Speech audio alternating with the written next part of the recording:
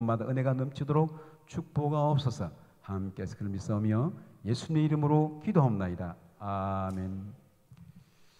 하나님의 사랑 제한 속죄라고 제목을 정했습니다.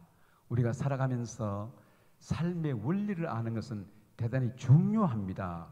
물은 100도에서 끓고 공기는 찬 공기는 위에서 내려오고 따뜻한 공기가 올라가고 등등 그런 간단한 원리를 아는 것, 참 그것은 대단히 중요합니다. 아울러서 우리가 살아가면서 성도로서 하나님의 마음을 아는 것은 대단히 중요합니다. 오전에 김기영 목사님 또 5,000원 잊어버려가지고 하루 종일 울고 그래 저녁에 들어가길 망정이지 그래서 못 들어가는 애들도 있습니다. 잊어버려서 그냥 날 좀 울고 그렇게 해서 그냥 부모와 아무도 안 해가지고 생기를 하는 경우가 없지 않아 있어요. 제가 우리 애들이 초등학교 다닐 때 아빠 카메라 좀 주세요. 그래서 그때 카메라가 좀 귀할 때인데 뭐 그냥 또 좀 막 쓰는 카메라여서 그래 주면서 그랬어요. 너 이거 잊어버려도 집에 들어와라 그랬습니다. 혹시나 이거 잊어버릴 수 있어도 걱정할 거면 안 들어올까봐 한마디 했습니다. 그래 결국 그날 집에 들어왔습니다. 물론 카메라 안 잊어버리고 왔는데요. 마찬가지로 김기영 목사님이 그래도 엄마의 사랑을 알고 부모의 사랑을 알았기 때문에 들어온 것이지 참 무섭고 그랬으면 못 들어왔을 것입니다.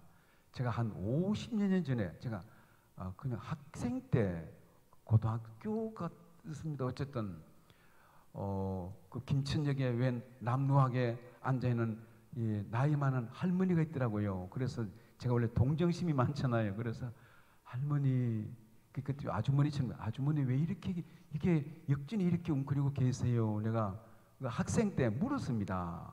그 지나가도 될 법도 한데 그랬더니 이 아주머니가 사연이 시작되는데 자기가 수녀라는 겁니다. 그걸 왜 그러냐 수녀가 어쨌든 간단히 얘기하면 자기가 당번 때에 그 성당에서 그날 그 펼친 성경을 잊어버렸다는 거예요. 그래서 그 성경을 잊어버려서 겁이 나가지고 그걸 찾으러 헤매다가 지금까지도 못 들어가서 거지가 돼 있더라고요. 그래서 우리 생각하면 성경 잊어버리면 다시 사면 되는데 그래서 아마 가톨릭 개념은 조금 좀 뭐가 좀 다른 것 같습니다.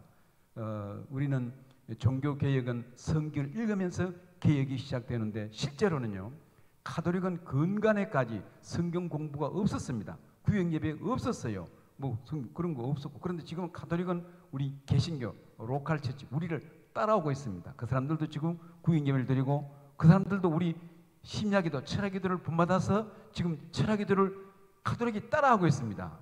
그런 것처럼 성경을 가톨릭에서는 이전까지는 금기시해서 못 보게 했습니다. 이거 누가 보는가?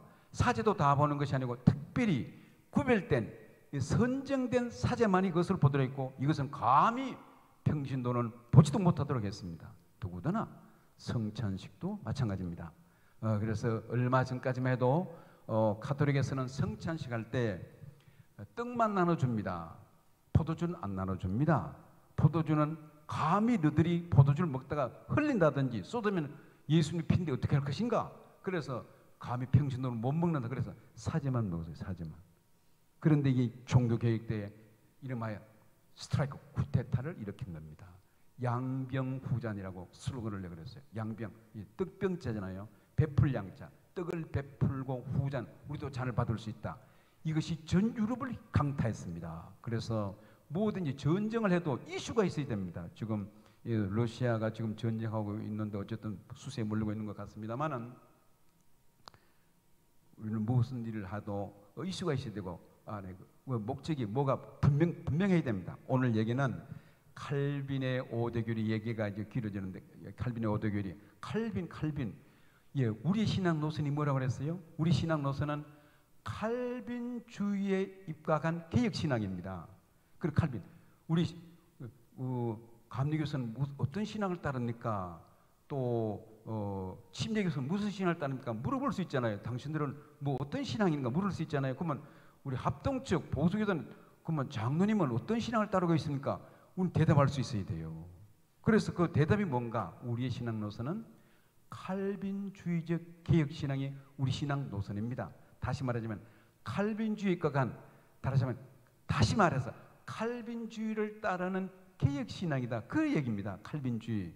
도대체 칼빈, 이게 칼빈 사람 이름입니다. 저기 기록된 것처럼 1509년 종교개혁은 1517년에 일어났습니다. 루테에서. 그러므로 종교개혁 당시에 태어나서 칼빈은 쯔빙길과 함께 당시의 종교개혁을 집대성한, 완성한 아주 대단한 학자요, 법학자요, 언어학자고 그렇습니다.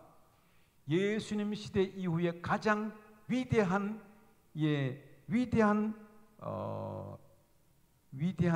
스승, 위대한 성경주의자는 바울입니다. 바울이 로마서에서부터 히브리서 전까지 다 기록했잖아요. 바울 그 14권 바울 쓰신 대단한 신학자, 그러니까 신학자라는 용어가 또 올라서, 다시 말해서 예수님 시대 이후에 가장 위대한 신학자가 누군가? 바울입니다. 바울의 교리를 읽으면 심오하고, 로마서를 읽으면 주옥과 같고, 참 다시 읽어도 다 힘을 넣는 그런 교리였습니다. 바울 이후에, 바울이 가장 위대한 신학자라고 그랬죠. 바울 이후에 또 누가 그러면 또 내놓으라 할 수 있는 신학자인가? 칼빈. 물론 그 외에 숨은 학자들이 많이 있겠지만은 우리는 칼빈을 내세울 수가 있습니다. 칼빈은 사람 이름입니다. 프랑스에서 태어나서 55년 동안 살면서 종교개혁 당시에 이름하여 종교개혁을 마무리한 위대한 그런 신학자입니다. 칼빈은 법학을 공부했고, 그리고 라틴어에 정통했고, 헬라어 모든 언어, 성경 언어학을 다 꿰었습니다. 다 꿰고 다 통달한 그런 대단한 학자입니다. 당시에 가톨릭들의 그 사제들의 기세가 얼마나 등등했습니까? 그냥 잡아 죽이잖아요. 그냥 마녀 사냥에 걸리면 다 죽는 것이고. 그런데 칼빈은 종교회의를 하면 그는 이렇게 서적을 펼치고 있는 사람들은 변론하고 그러는데, 칼빈은 그것 없이 교부들의 신앙을 쫙 깨면서 왜 우리가 개혁주의 신앙이 돼야 되고 이신청의 교리가 왜 합당한가, 그것을 그냥 문서도 안 보고 서서 그냥 즉석에서 다 그들을, 청중들을 한마디로 녹였어요. 감동식 그들을 뒤엎어버렸습니다. 그래서 칼빈이 참 이 루터와 함께, 쯔빙길과 함께 대단한 학자입니다. 그래서 칼빈의 이름을 빌어서 요 구성에도 칼빈, 대한민국에도 칼빈 신학교가 있고 미국에도 칼빈 신학교가 있어요. 칼빈 디오로지컬 세미나리, 칼빈 세미나리가 있고. 그래서 우리의 신앙 노선은 칼빈주의적 개혁 신앙이 우리 신앙 노선입니다. 그러면 우리는 또 칼빈 뭘 얘기했는가? 지금 칼빈의 얘기를 주장한 것을 지금 우리가 살펴보고 있는데, 우리는 먼저 생각해야 될 것은 예수님에 대해서 우리가 깊이 생각하게 됩니다. 히브리서에서 말한 것처럼 예수를 깊이 생각하라. 선한 목자로 예수는 세상에 오셨어요. 목자장 되신 주님. 꼭 뭐 목자가 돼야 되는가? 그 옆에 있는 게 그 양입니다. 저 양인데, 저것은 우리를 떠난 양인데, 저게 몇 년 만에 이렇게 사람에게 이게 발견이 됐는데, 저렇게 발견되길 망정이지 저렇게 발견 안 되면 죽습니다. 다시 말해서 양은 전형적으로 목자 없이는 살 수 없는 것이 양입니다. 목자가 없어도 살아갈 수 있도록 다람쥐도 그렇고 토끼도 그렇고 뭐 여우도 그렇고 사람 없이도 살 수 있잖아요. 그런데 양은 못 삽니다. 양은 죽습니다. 사람 없으면. 다시 말해서 목자가 없으면 양은 죽습니다. 왜 죽는가? 양은 방향 감각이 없어요. 눈도 멀리 못 봅니다. 먹이가 되는지도 모릅니다. 그냥 이렇게 찾다가 먹이 있으면 뜯어먹고, 어디 가야 먹이 있는 게 이렇게 살펴보고 가는 법이 없습니다. 앞에 놈이 따라가면 그냥 꽁무니 뒤에 들이밀고 가고 살피지를 않습니다. 그리고 지금 저 양은 우리를 떠난 양인데 몇 년 만에 붙잡혔잖아요. 발견되길 망정이지. 저걸 뭐 깎았더니 털이 뭐 몇 킬로 나간다 그러는데 저렇게 해서 죽습니다. 저기 25kg가 되는 거, 어쨌든 그렇게 발견된 양이 저렇게 해서 털을 못 깎아서 죽는 거예요. 가만두면. 그래서 참 전형적으로 양은 사람을 위해서 태어난 이 동물인 것 같습니다. 털을 제공하지요. 가죽을 또 제공하지요. 고기를 제공하지요. 그리고 양은 잡을 때 소리도 안 지릅니다. 주인이 잡으면 그냥 부들부들 떨다가 죽고 소리 지르는 법이 없습니다. 참, 그래서 지금 이거 목자 대신 예수님을 얘기합니다. 양은 목자가 없으면 죽는 것처럼 우리 성도가 그런 것이다. 우리 그래서 예수님은 우리의 선한 목자장으로 세상에 오신 것이 됩니다. 그리고 우리 목자님께서 오셨는데 우리는 성경 읽다가 신약을 읽으면 마태복음 읽다가 다 졸음이 오고, 그 다음에 또 성경보다 구약 읽다가 창세기, 출애굽기, 레위기 읽다가 그냥 다 졸음이 옵니다. 레위기는 그 뭐가 제사, 뭔 제사 그렇게 많은지, 번제, 소제, 화목제, 속건제, 속죄제, 위임제 등등, 뭐 제사, 뭐 피를 뿌려서 어떻게 하고 뭘 가져오고 등등 복잡합니다. 그런데 유대인들은 성경을 제일 볼 때 레위기서부터 봅니다. 레위기부터 공부하는 거예요. 그리고 레위기를 쫙 보고 제사법을 압니다. 예, 그러므로 우리는 제사법이 어려운 것 같은데 왜 이렇게 복잡하고 어려운 것 같은가? 중요하기 때문에 그래요. 중요하기. 그냥 간단한 것 같으면 이렇게 제사를 드려 한마디로 끝낼 법도 한데, 중요하고 하나님께 나아가는 길이기 때문에 우리를 구원하시는 그 구원의 길을 우리에게 보여주는 그런 것이기 때문에 레위기는 아주 복잡하고 그런 것 같지만은 유대인들은 레위기를 정통하고 다 깨고 한마디도 놓치지 않습니다. 예, 그래서 구약의 제사는 이 모든 것이 왜 제사 그런가? 한마디로 말해서 구약의 제사는 장차 오실 메시아의 그림자입니다. 메시아 예표적인 사건으로, 그러므로 양을 잡아 드리는 것은 단순한 그냥 제사가 아니라 장차 오실 메시아의 그림자라는 것입니다. 그래서 미가서 6장에 있는 것처럼 하나님께서는 제물을 기뻐 받으십니다. 제물을. 그런데 하나님께서 제물을 안 받는 것이 있어요. 너희가 천천의 수양이나 만만의 강물 같은 기름을 기뻐하실까? 양을 1000마리, 소를 10,000마리 드려도 너희가 만만의 강물 같은 기름을, 천천의 수양이나 만물 같은 기름을 드릴지라도 나는 안 받겠다 그랬어요. 제물을 받으시는 하나님, 너희 빈손으로 오지 말라고 그랬는데, 가난한 사람은 그냥 오게 하지 않고 가난해도 밀가루 한 움큼이라도 가져와라. 하나님 그렇게 인색합니까? 인색한 하나님이 아니에요. 째째한 하나님이 아닙니다. 하나님 오히려 너희가 천천의 수양이나 만물 같은 기름을 미가서 6장에 보니 너희가 가져와도 나는 안 받겠다. 싫다. 냄새난다. 치워버려라. 이거 치워버려라. 안 받는다. 왜 안 받습니까? 그것은 믿음 없이 드린 제사 때문에 그렇습니다. 믿음 없이 드린. 그러므로 구약의 모든 제사는 장차 오실 메시아의 예표적인 사건으로 드리는 것이다. 다시 말해서 믿음 없이 드리는 것은 내가 안 받겠다는 것입니다. 너가 안 받는다. 냄새에 질렸다. 오히려 성령과 아울러 너희가 악을 행하는도다. 성전 문을 닫았으면 좋겠다. 주님께서 말씀합니다. 그러므로 구약의 모든 레위기서, 이 모세오경 전체 제사지만은 다 장차 오실 메시아의 그림자로 보여주는 장차 오실 메시아가 어떻게 오시는가? 예, 어린 양으로 온다 그 얘기입니다. 어린 양으로. 그러면서 어린 양이 돼 또 우리 또 실제 우리 양된 우리를 인도하는 목자장으로 오신다라는 것을 보여주는 예표적인 사건이 됩니다. 그래서 첫 번 유월절을 지날 때도 양을 잡아서 문설주에 발랐잖아요. 그랬더니 죽음의 그림자가 지나갔습니다. 그래서 그것을 계속해서 유월절 때 어린 양을 잡아서 14일 저녁에 잡아서 15일 날 이렇게 먹습니다만은, 예, 이 모든 것은 제사도 장차 오실 그림자이겠거니와 성경에 나오는 모든 인물들도 다 오실 메시아의 그림자입니다. 아브라함, 다윗, 이삭, 요셉 다 장차 오실 메시아의 그림자로 보여주고 있어요. 왜 메시아가 와야만 되는가? 허물과 죄에 빠진 우리를 위해서 주님께서 와야만 된다는 사실을 보여주고 있습니다. 예수는 어떻게 오시는가?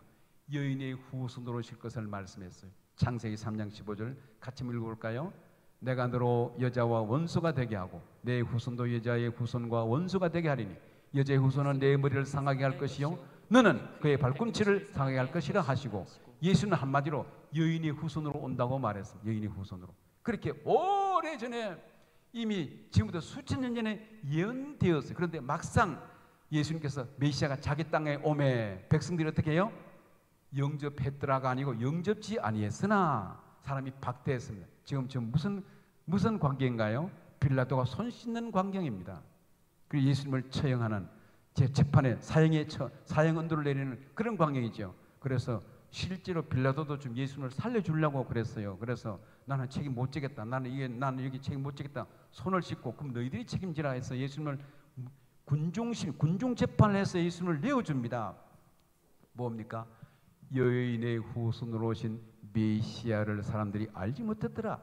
벌써 이때만 해도 예수님께서 갈릴리 바다를 잔잔케 하고 나인성 과부의 아들을 살리시고 38년 된 병자를 살리시고 나환자를 살리시고 안전병을 일으키시고 소경을 눈뜨게 하신, 그러므로 우주 만물의 주인 된 것을 다 보여주었어요. 다 보여주었습니다. 나는 참 물리로 걸어가는 사람만 봐도 그냥 뭐 참 신처럼 여기지 않겠습니까? 그런데 다 보여주었음에도 불구하고 그들이 어떻게 해요? 이사야가 말한 것처럼 보아도 알지 못하고 들어도 깨닫지 못하는도다. 무조건 그냥 미운 생각만 들어서 예수 죽일 생각에 사로잡혀 있었다는 사실, 유대인들이. 그러나 예수님은 여인의 후손으로 왔지만 사람들이 영접지 아니했더라. 지금 우리 칼빈 5대 교리를 얘기하는데 칼빈이 5가지 교리를 얘기했어요. 도르트 총회가 중요한 것은 1618년에서 19년까지 총회를 열었는데 154회에 걸쳐서 여기에서 이신칭의 교리가 강조되었습니다. 도르트 총회. 종교개혁 한지 100년이, 종교개혁이 1517년에 일어났는데 실제로 종교개혁은 하루아침에 일어난 것이 아니고 그 전부터 존 위클립, 왈도, 제롬 사바나롤라 수많은 사람들에서 교황이여 잘못됐습니다. 우리 믿음으로 구원받습니다. 그럼 여러분 성경 중심이 되어야 됩니다. 이런 그런 것을 수없이 얘기하다가 다 사형을 당하고 죽이고 화형당하고 그랬습니다. 그래서 우리가 믿음으로 구원받는다는 사실을 오래전부터 얘기하고 오다가 비로소 1517년에 마틴 루터가 그걸 글을 써서 성당 벽에, 대학 벽에 붙였더니 그것이 도화선이 되어서, 글을 문서를 남겼더니 도화선이 된 겁니다. 그렇게 해서 종교개혁이 일어나게 되었어요. 칼빈은 그래서 또 실제로 칼빈의 5대 교리를 하는데 칼빈이 장안한 것이 아니고 성경에 있는 것을 강조한 거예요. 칼빈은 성경에 살펴보니 이렇게 전체를 다 한 것을 다 압축해서 보니 5가지 교리로 요약할 수 있다. 이것을 칼빈이 발견해낸 겁니다. 이렇게 해서 이것을 칼빈의 5대 교리, 우리 합동 보수교단에 있으면 칼빈의 5대 교리는 알아야 되겠어요. 칼빈의 5대 교리, 그것이 뭔가? 첫 번째가 전적인 타락입니다. 토탈 디프로, 우리가 전적으로 타락하. 우리는 자기를 스스로 구원할 능력이 없다, 그 얘기입니다. 전적으로 타락한. 두 번째로는 unconditionally, 무조건 선택했다. 아무 조건 없이 아버지와 아들과의 관계는 조건이 없습니다. 네가 내 말 잘 들으면 계속 아들이 되고 말 안 들으면 아들 안 하겠다. 아닙니다. 말 안 들어도 아들이고 아버지 속을 썩여도 아들이고, 그런 것처럼 하나님이 우리를 택한 것은 무조건 선택이다. 무조건 하나님의 사랑으로. 그리고 오늘 얘기하는 것이 제한 속죄, 제한. 하나님의 사랑은 무궁무진한데 끝이 없는데 그 중에 웬일인지 제한해서 속죄했다. 웬일인지. 하나님의 사랑이 작아서 이렇게 몇몇 사람 골라서 택했는가? 그것이 아니라는 겁니다. 하나님의 사랑, 우주 만물을 덮고도 몇 억만 배를 덮고도 남는데 웬일인지 제한해서 속죄해서 선택해. 이것을 요즘 복지 시대라고 그러는데 복지도 2가지입니다. 보편 복지가 있고 선택 복지가 있습니다. 선택 복지. 한번 보편 복지는 이게 하기는 쉽겠으나 모든 사람에게 복지 혜택을 주는 그런 것인데, 제한 속죄는 말하자면 제한 속죄는 선택 복지와 같은 그런 개념입니다.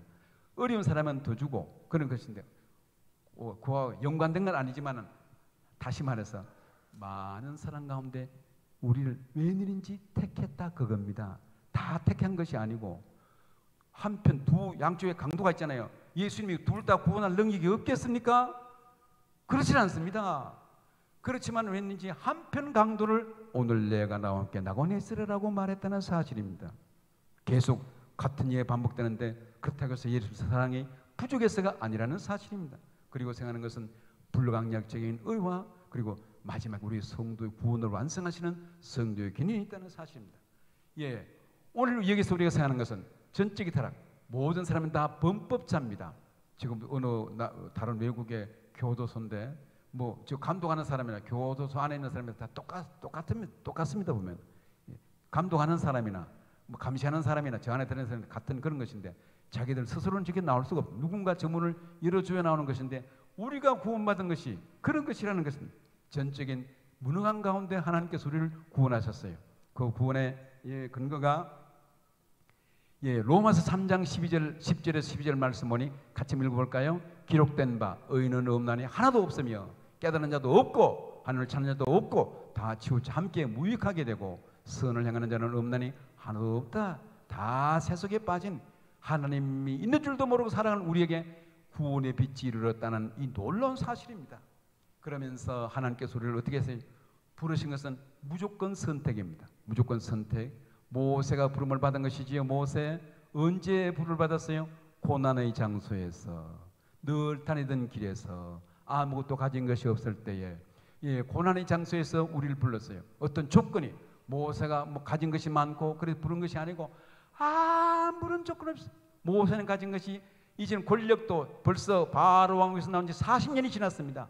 모세를 아는 사람은 다 죽었어요. 그런 가운데 느지막에 부름을 받았다. 그리고 어떻게 늘 다니던 길에서 뜰기나무 앞에서 하찮은 뜰기나무에도 성령이 있더니 불이 붙었더라.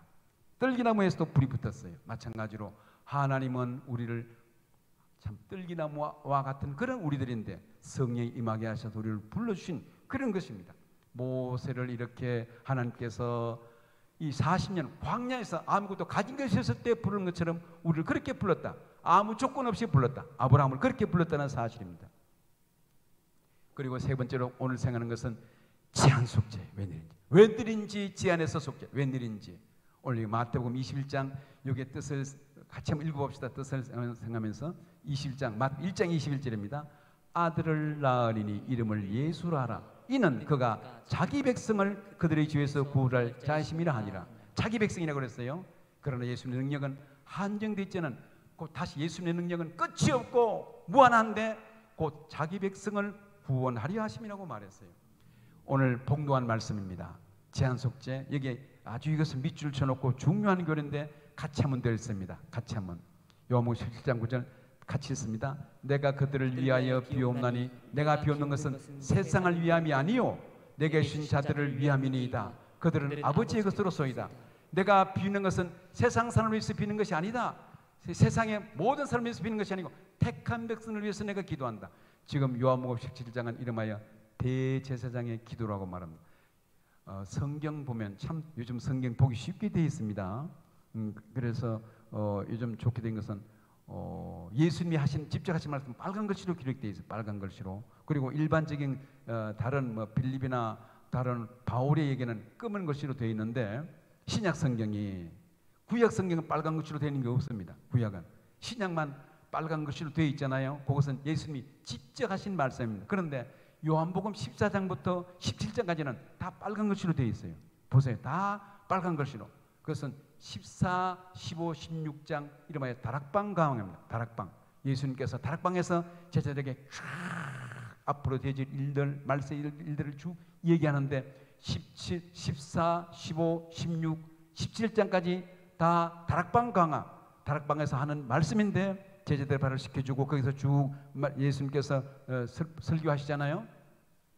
그런데 17장은 다락방 강화 중에서 대제사장의 기도라고 말합니다. 그래서 17장 기도문이다. 기도문. 예수님의 마지막 대제사장의 도고의 기도입니다. 그런데 어떤 기도를 하는가요? 내가 지금 기도하는 것은 세상을 위함이 아니라 택한 백성을 위해서 기도하고 있다. 그 놀라운 얘기를 하고 있습니다. 제한속죄. 이 하나님의 소원이 있어요. 디모데전서 2장 4절은 하나님의 소원인데 하나님의 소원이 어떤 것입니까? 한번 읽어볼까요? 하나님은 모든 사람이 구원을 받으며 진리를 아는 데 이르기를 원하시느니라. 모든의 뜻이 모든의 의미가 무엇인가? 모든 사람이 구원받기를 원하신다. 오늘 누가복음 2장 1절 예수님의 태어날 당시의 그 모든 상황인데 제가 읽습니다. 그때에 가이사 아구스토가 영을 내려 천하로 다 호적하려 했으니 천하 온 천으로 호적한다고 그러죠. 천하는 세상 모든 사람인데 그때 우리도 호적했습니까? 안 했습니다. 누가 뭐 호적했어요? 로마가 지배하는 나라만, 로마가 지배하고 있는 그 지역만 호적을 했어요. 그래서 무슨 얘기인가? 천하라고 할 때에는 제한적인 의미가 있었다. 그냥 일반적인 의미는 온 세상 사람을 다 말하는 것 같지만은 그게 아니고, 천하로도 호적한 것이 아니고 일본도 호적 안 했잖아요. 중국도 안 했습니다.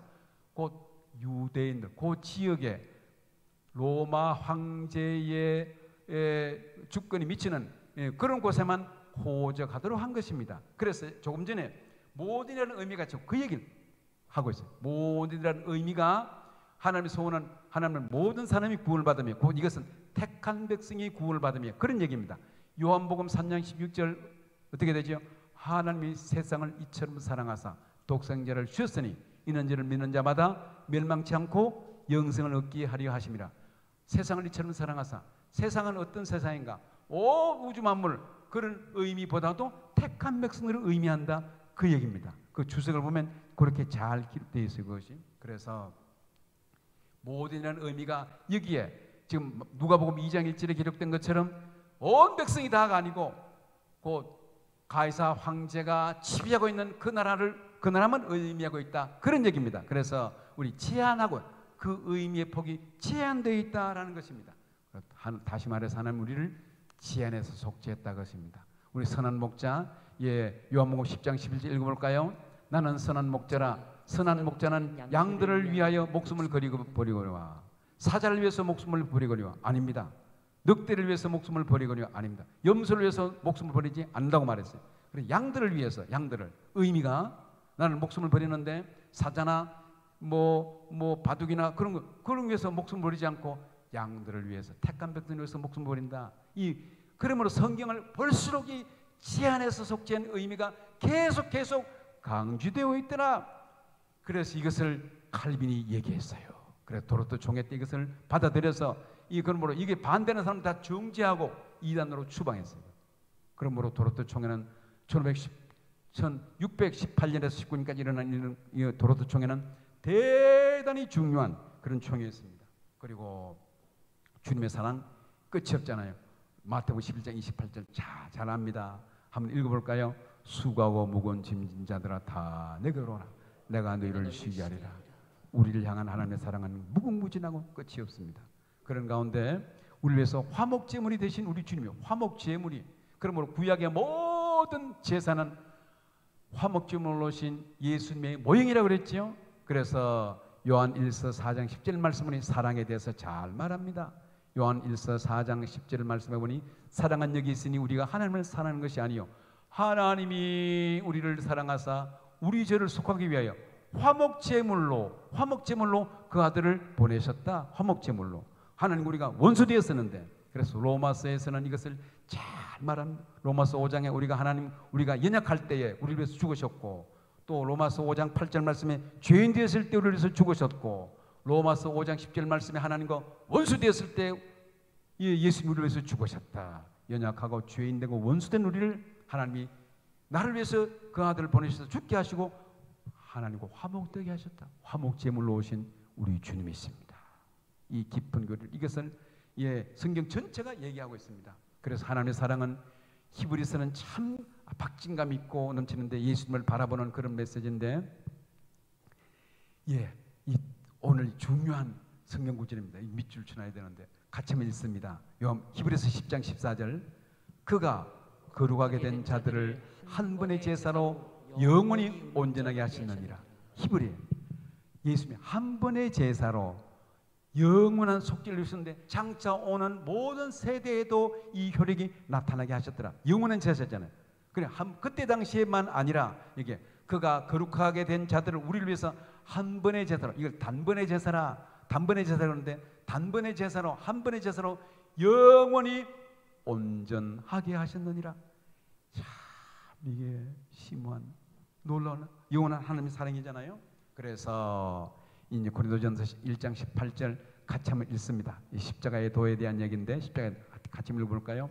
십자가의 도가 멸망하는 자들에게는 미련한 것이요 구원을 받는 우리에게는 하나님의 능력이라. 십자가의 도, 십자가의 도로 말미암아 주님께서 우리를 옛사람이 죽게 했어요. 갈라디아서 2장 10절 말씀에 내가 그리스도와 함께 십자가에 못 박혔나니 내가 못 박혔나니 그런 적 이제는 내가 산 것이 아니요 내 안에 그리스도께서 사신 것이라. 이제 내가 육체 가운데 사는 것은 나를 사랑하사 나를 위하여 자기 몸을 버리신 하나님의 아들을 믿는 믿음 안에서 사는 것이야. 내가 어떻게 바울이 내가 그리스도와 함께 죽었다고 말했어요. 우리는 함께 주님과 함께 죽었던 우리들, 옛사람이 죽었던 우리들입니다. 그러므로 죽었던 우리를 주님께서 다시 살리시는데 어떻게 해요? 다시 살리시고 로마서 10장 13절 말씀 보니 누구든지 주의 이름을 부르는 자는 구원을 받으리라고 말했어요. 뭐 그렇게 구원받는 게 쉬운가? 그렇게 불교의 공덕처럼 소지공양 촛불로 좀 사람 손가락도 좀 태우고 불구덩이 좀 들어가고 불교인들은 도 닦는다 그러잖아요. 모닥불 피워놓고 그 안에 맨발로 막 걸어가고 얼음물에 목욕하고 그래서 말하자면 고행을 해서 도를 터득한다고 그랬는데 성경 그렇게 말하지는 않습니다. 성경은. 그래서 로마서 10장 13절에서 누구든지 주의 이름을 부르는 자는 구원을 받으리라.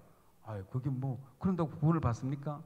현관문에 번호를 누른다고 현관문이 열립니까? 열립니다.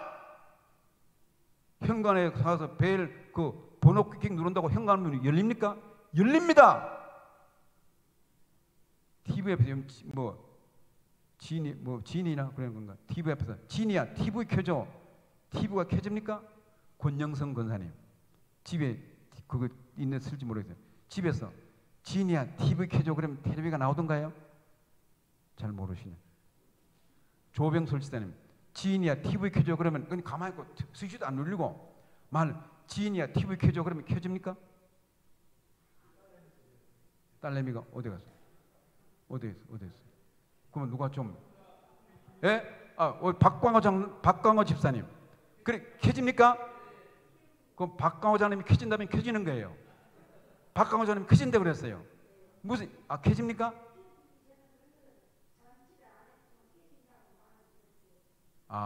권사님도 그걸 아시네. 그래요. 그냥